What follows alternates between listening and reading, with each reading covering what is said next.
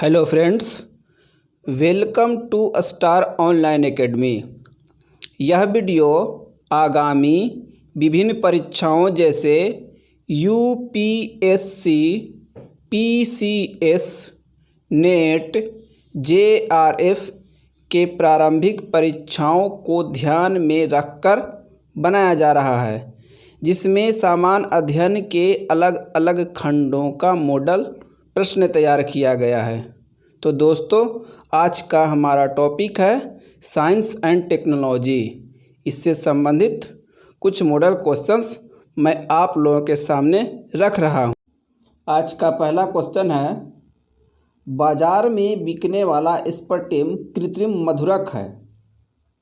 यह एमिनो अम्ल से बना होता है और अन्य एमिनो अम्लों के समान ही कैलोरी प्रदान करता है। फिर भी यह भोज्य पदार्थों में कम कैलोरी मधुरक के रूप में इस्तेमाल होता है। उसके इस इस्तेमाल का क्या आधार है?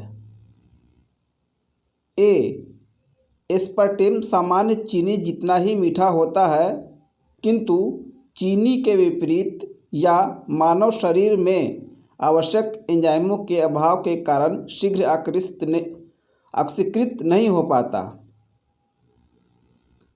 बी, जब एस्पार्टेम आहार प्रसंस्करण में प्रयुक्त होता है तब उसका मीठा स्वाद तो बना रहता है, किंतु यह ऑक्सीकरण प्रतिरोधी होता है। सी, एस्पार्टेम चीनी जितना ही मीठा होता है, किंतु शरीर में अंतर्ग्रहण होने के बाद या कुछ ऐसे उपचयजों मेटाबोलाइट्स में परिवर्तित हो जाता है जो कोई कैलोरी नहीं देता। डी, एस्पार्टेम सामान्य चीनी से कई गुना अधिक मीठा होता है, अतः थोड़े से एस्पार्टेम में बने भोज्य पदार्थ ऑक्सीकृत होने पर कम कैलोरी प्रदान करते हैं। इसका सही उत्तर है डी। आइए इसकी व्याख्या।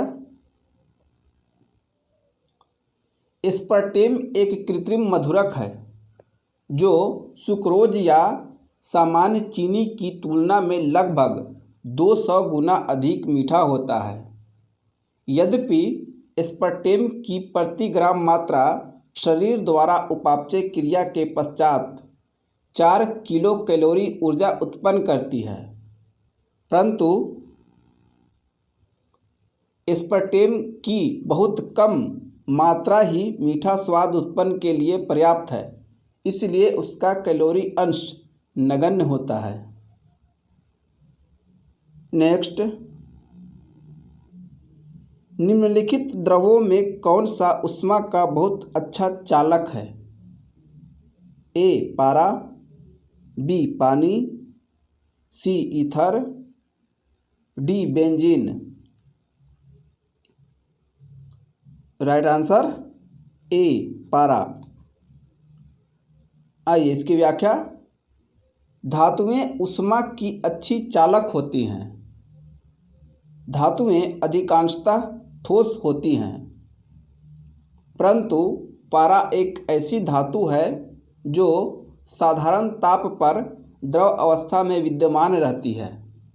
अतः दिए गए विकल्पों में पारा द्रव अवस्था में धातु होने के कारण ऊष्मा का सबसे अच्छा चालक है। नेक्स्ट, निम्नलिखित कथनों पर विचार कीजिए। पहला, तंतु प्रकाशिकीय पूर्ण आंतरिक परावर्तन सिद्धांत पर आधारित है। दूसरा, प्रकाशिक तंतु संचार तंत्र में ऊर्जा उपयोग अत्यधिक कम होता है। तीसरा, प्रकाशिक तंतु संचार रेडियो आवृत्ति अवरोध से मुक्त होते हैं। चौथा, भारत में प्रकाशिक तंतु के निर्माण में रिलायंस उद्योग समूह सन्नद्ध है। कूट का प्रयोग कर सही उत्तर का चयन करें। ए, 1, 2 और 3, बी 1, 2 और 4, सी 1, 3 और 4, डी 2, 3 और 4। राइट आंसर ए 1, 2 और 3। आइए इसकी व्याख्या।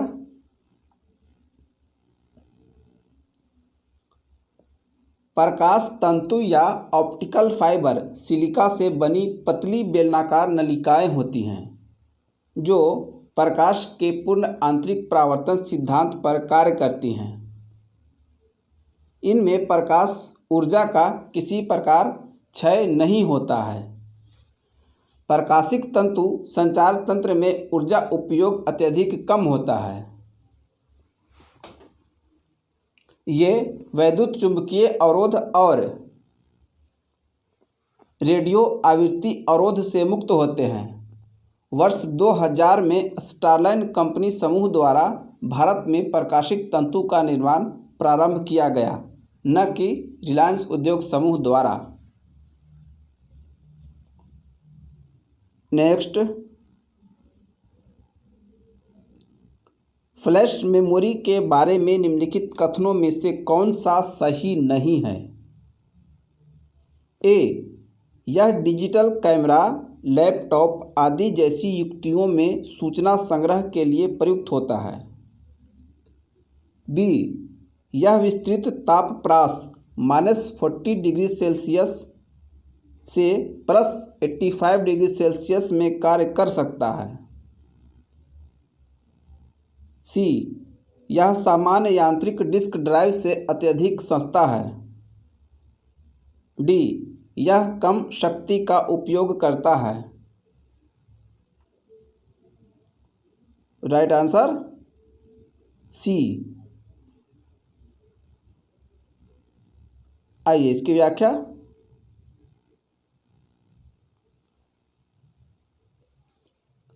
फ्लैश मेमोरी कंप्यूटर एवं अन्य डिजिटल निकायों में प्रयुक्त होने वाली एक प्रकार की मेमोरी है जो विद्युत ऊर्जा के न रहने पर भी बनी रहती है, अर्थात नॉन वोलेटाइल्स मेमोरी। कंप्यूटर में प्रयुक्त पेन ड्राइव, डिजिटल कैमरों एवं डिजिटल उत्पादों में प्रयुक्त मेमोरी कार्ड आदि फ्लैश मेमोरी के उदाहरण हैं। हार्ड ड्राइव की अपेक्षा फ्लैश मेमोरी को बहुत ही कम विद्युत ऊर्जा की आवश्यकता होती है। अगर प्रति यूनिट स्टोरेज के संदर्भ में तुलना की जाए तो फ्लैश मेमोरी सामान्य हार्ड डिस्क से अधिक महंगी होती है। नेक्स्ट, हमें हरी घास का रंग हरा दिखाई देता है क्योंकि ए, यह हरे रंग के प्रकाश को हमारी आँखों पर परावर्तित करती है। बी, यह हरे रंग के प्रकाश को अवशोषित करती है। सी, यह हरे रंग के अतिरिक्त सभी रंगों के प्रकाश को परावर्तित करती है। डी, उपरोक्त में से कोई नहीं। राइट आंसर ए। आइए इसकी व्याख्या। हरी घास की पत्तियों पर पड़ने वाले प्रकाश से पत्तियों में उपस्थित प्रकाश संश्लेषी वर्णक मुख्यतः लाल, बैंगनी, नीला और नारंगी प्रकाश को अवशोषित करते हैं तथा हरे रंग के प्रकाश को परावर्तित करते हैं। इसी से पत्तियां हरे रंग की दिखाई देती है। नेक्स्ट, निम्नलिखित कथनों पर विचार कीजिए। पहला, लाइ-फाइ का विस्तृत रूप लाइट फिडेलिटी या प्रकाश तद्रुपता है। दूसरा, भारत में लाइ-फाइ का सफल परीक्षण 19 जनवरी 2018 को सूचना एवं प्रसारण मंत्रालय ने किया था। तीसरा, लाईफाई द्वारा 10 GB प्रति सेकंड डाटा को 1 किलोमीटर की परिधि में भेजा जा सकता है। चौथा, इसका क्रियान्वयन ऑप्टिकल फाइबर नेटवर्क द्वारा किया जाता है। कूट का प्रयोग कर सही उत्तर का चयन करें। ए 1 और 2, बी 1 और 3, सी 2 और 4, डी 3 और 4। राइट आंसर बी 1 और 3। आइए इसकी व्याख्या। वर्ष 2011 में जर्मनी के भौतिक विज्ञानी हेराल्ड हॉस ने लाईफाई तकनीक प्रस्तावित की थी। लाईफाई एक वायरलेस ऑप्टिकल नेटवर्किंग तकनीक है जिसमें डेटा संचरण के लिए प्रकाश उत्सर्जक डायोड यानी LED का उपयोग किया जाता है। लाईफाई का पूर्ण रूप लाइट फिडेलिटी प्रकाश तद्रुपता है। भारत में 29 जनवरी 2018 को इलेक्ट्रॉनिक्स एवं सूचना प्रौद्योगिकी मंत्रालय द्वारा पायलट प्रोजेक्ट के रूप में लाईफाई का सफल परीक्षण किया गया। लाईफाई द्वारा 10 GB प्रति सेकंड डेटा को 1 किलोमीटर की परिधि में भेजा जा सकता है। नेक्स्ट, विरंजक चूर्ण के लिए निम्नलिखित कथनों में से कौन सा सही नहीं है? ए, जल में अधिक विलेय होता है। बी, हल्के पीले रंग का चूर्ण है। सी, ऑक्सीकारक है। डी, तनु अम्ल की प्रतिक्रिया से क्लोरीन निष्कासित करता है। राइट आंसर ए, जल में अधिक विलेय होता है। आइए इसकी व्याख्या।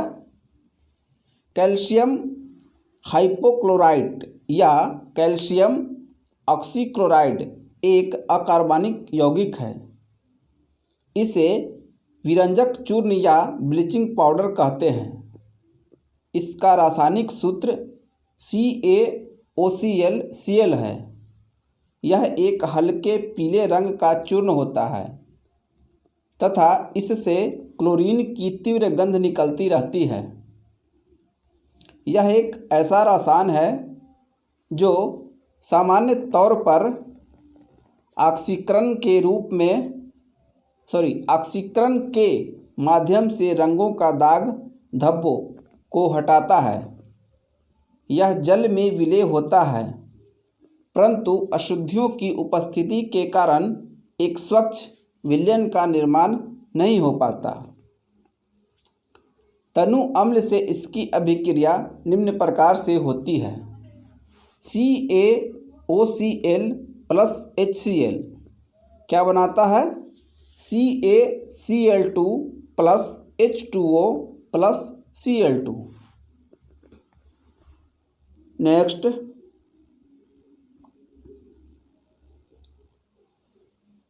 गर्म रुधिर वाले जंतु वे होते हैं जो अपने शरीर के तापक्रम को ए, वातावरण के तापक्रम से नीचा रखते हैं। बी, वातावरण के तापक्रम से ऊंचा रखते हैं। सी, हमेशा एक साथ बनाए रखते हैं। डी, वातावरण के तापक्रम को बराबर बनाए रखते हैं।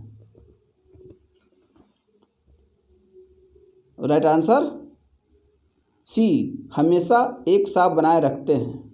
आइए इसकी व्याख्या। समतापी या होम्योथर्मल अर्थात गर्म रुधिर वाले या वार्म ब्लडेड वे जंतु होते हैं जिनके शरीर का ताप वातावरण के ताप से प्रभावित न होकर सदैव एक सा रहता है। इसके अंतर्गत पक्षी तथा स्तनधारी आते हैं, जबकि असमतापी के अंतर्गत मत्स्य, उभयचर, सरीसृप इत्यादि जंतु आते हैं, जिनके शरीर का ताप वातावरण के ताप के अनुसार घटता बढ़ता रहता है। नेक्स्ट,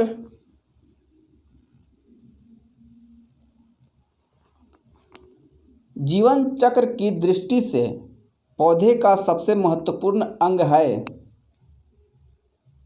ए पुष्प, बी पत्ती, सी तना, डी जड़।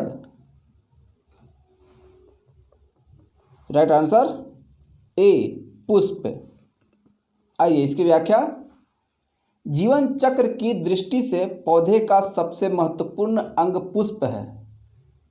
यह पौधे के प्रजनन में सहायक होता है।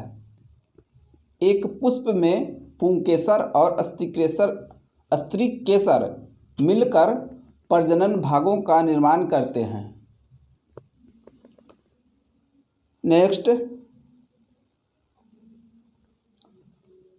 प्लवमान जीन या जंपिंग जीन किस सिद्धांत का प्रतिपादन करने वाला था?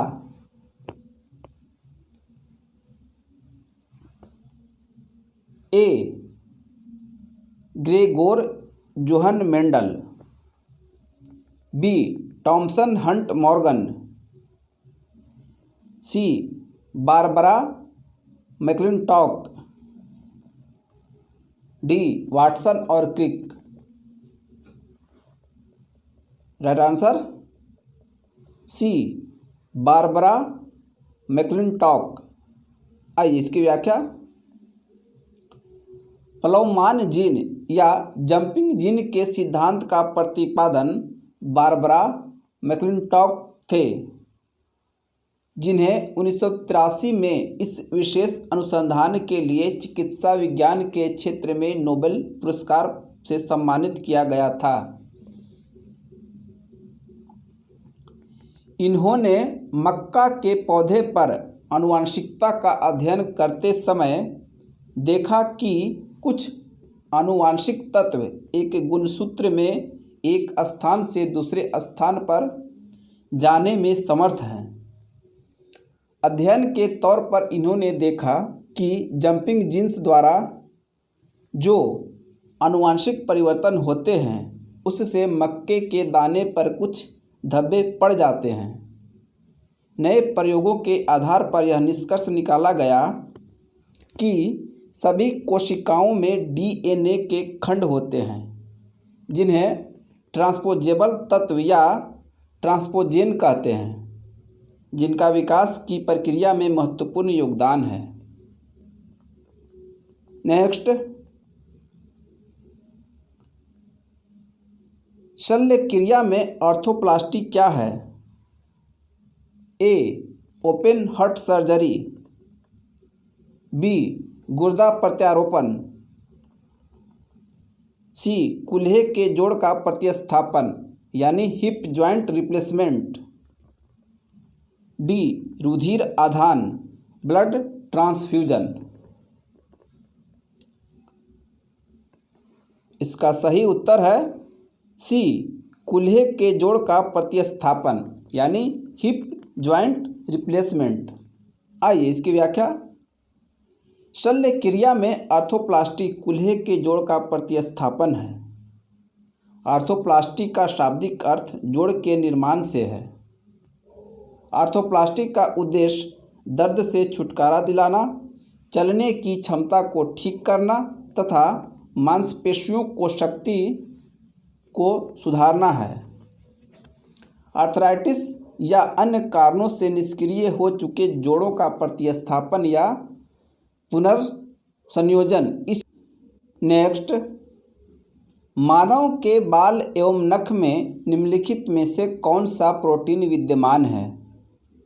ए ऑक्सीटोसिन, बी कीरेटिन, सी वैसोप्रेसिन, डी ट्रिप्सिन। इसका सही उत्तर है बी कीरेटिन। आइए इसकी व्याख्या। बाल कीरेटिन नामक प्रोटीन का बना होता है। यह प्राणियों में नाखूनों और बालों का प्रमुख संरचनात्मक घटक है। नेक्स्ट, निम्नलिखित कथनों पर विचार कीजिए। पहला, कार्बन। दूसरा, हाइड्रोजन। तीसरा, ऑक्सीजन। चौथा, नाइट्रोजन। कौन कौन से तत्व सभी प्रोटीनों में विद्यमान होते हैं? ए 1, 2 और 3। बी 1 और 4। सी 1, 3 और 4। डी 1, 2, 3 और 4। राइट आंसर डी 1, 2, 3 और 4। आइए इसकी व्याख्या। प्रोटीन्स के संयोजन में कार्बन, हाइड्रोजन, ऑक्सीजन तथा नाइट्रोजन पाए जाते हैं। इसके अतिरिक्त इसमें गंधक, फास्फोरस, आयोडीन तथा लौह आदि के अंश भी प्रायः होते हैं। प्रोटीन्स अमीनो अम्ल की यौगिक होती है, अर्थात एमिनो अम्ल इनकी संयोजक इकाइयाँ या इकलक होते हैं। प्रकृति में लगभग 500 प्रकार के एमिनो अम्ल पाए जाते हैं। नेक्स्ट, मानव शरीर का कौन सा भाग शरीर ताप को नियंत्रित करता है? ए हृदय। बी फेफड़ा। सी यकृत। डी वृक्क। राइट आंसर बी फेफड़ा, लंग्स। आइए इसकी व्याख्या। फेफड़ा एक प्रमुख श्वसनांग है जो कि शरीर ताप को नियंत्रित रखता है। श्वसन क्रिया के दौरान शरीर के ऊतकों में भोज्य पदार्थ के ऑक्सीकरण से जहां एक ओर ऊर्जा उत्पन्न होती है, वहीं दूसरी ओर जल वाष्प तथा गैस का शरीर से उच्च श्वसन द्वारा निष्कासन होता है, जिसके परिणाम स्वरूप शरीर का ताप भी नियंत्रित रहता है। नेक्स्ट,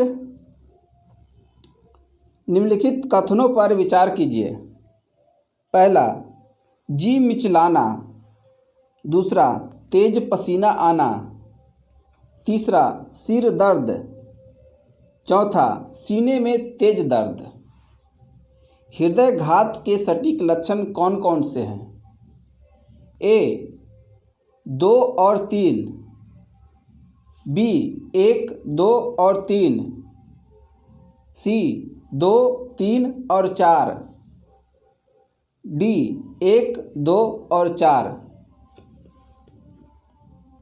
राइट आंसर डी 1, 2 और 4। आइए इसकी व्याख्या। सीने में दर्द, पसीना एवं जी मचलाना, बांह में दर्द तथा झंझनाहट इत्यादि लक्षण हृदयघात या हृदय रोग से संबंधित हैं। मोटापा, उच्च तनाव, धूम्रपान, स्थानबद्ध जीवन शैली, वसायुक्त आहार इत्यादि इस रोग के प्रमुख कारण होते हैं, जिसके उपचार हेतु रुधिर स्कंदन रोधी औषधियों का उपयोग किया जाता है। नेक्स्ट, वह पौधे जिन्हें सामान्य तौर पर पेट्रोक्रॉप्स के रूप में जाना जाता है, वह धनी होते हैं। पहला, कार्बोहाइड्रेट्स में। बी हाइड्रोकार्बन्स में। सी प्रोटीन में। डी लिपिड्स में। कूट का प्रयोग कर सही उत्तर का चयन करें। ए 1, 2 और 3। बी 2 और 4। सी 1, 3 और 4। डी 2, 3 और 4। राइट आंसर बी 2 और 4। आइए इसकी व्याख्या। पेट्रोक्रॉप्स में मुख्यतः हाइड्रोकार्बन एवं लिपिड या मोम प्रचुर मात्रा में पाया जाता है। जैट्रोफा नामक पौधा पेट्रोक्रॉप्स के अंतर्गत आता है। नेक्स्ट, एम्फाइसीमा एक ऐसी व्याधि है जो पर्यावरणीय प्रदूषण द्वारा होती है और इससे प्रभावित मानव अंग है। ए यकृत, बी वृक्क, सी फुफ्फुस या फेफड़े, डी मस्तिष्क।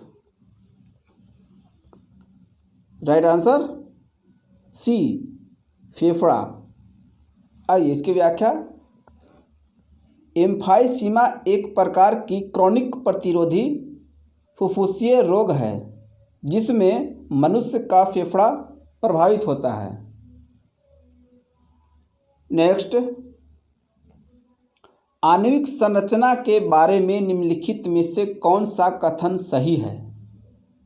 ए न्यूट्रॉन तथा इलेक्ट्रॉन न्यूक्लियस में होते हैं तथा प्रोटॉन न्यूक्लियस के इर्द गिर्द चक्कर लगाते हैं। बी इलेक्ट्रॉन तथा प्रोटॉन न्यूक्लियस में होते हैं तथा प्रोटॉन न्यूक्लियस के इर्द गिर्द चक्कर लगाते हैं। सी प्रोटॉन तथा न्यूट्रॉन न्यूक्लियस में होते हैं तथा इलेक्ट्रॉन न्यूक्लियस के इर्द गिर्द चक्कर लगाते हैं। डी प्रोटॉन न्यूट्रॉन तथा इलेक्ट्रॉन सभी न्यूक्लियस में होते हैं। Right answer C. आइए इसकी व्याख्या। परमाणु पदार्थ का वह लघुत्तम भाग है जिसमें पदार्थ के सभी गुण विद्यमान रहते हैं। यह रासायनिक अभिक्रियाओं में भाग लेता है परंतु स्वतंत्र अवस्था में नहीं रह सकता। परमाणु के केंद्र में एक नाभिक या न्यूक्लियस होता है जिसमें प्रोटॉन तथा न्यूट्रॉन स्थित होते हैं। प्रोटॉन धनावेशित तथा न्यूट्रॉन विद्युत उदासीन कण होते हैं। परमाणु में इलेक्ट्रॉन नाभिक के चारों ओर एक निश्चित कक्षा में चक्कर लगाते हैं जिन्हें ऊर्जा स्तर या एनर्जी लेवल कहते हैं। नेक्स्ट, बिजली की खपत का बिल किसके मापन पर आधारित होता है? ए वाटेज, पहला वाटेज, दूसरा वोल्टेज, तीसरा ओम, चौथा एम्पियर। कूट का प्रयोग कर सही उत्तर का चयन करें। ए केवल 1, बी केवल 1 और 2, सी केवल 2 और 3, डी केवल 1 और 4। राइट आंसर ए केवल 1। आइए इसकी व्याख्या। विद्युत का बिल किलोवाट प्रति घंटा में मापन पर आधारित होता है। किलोवाट घंटा एक घंटा में 1000 वाट व्यय की गई विद्युत ऊर्जा है। नेक्स्ट, नैनो प्लग संबंधित है।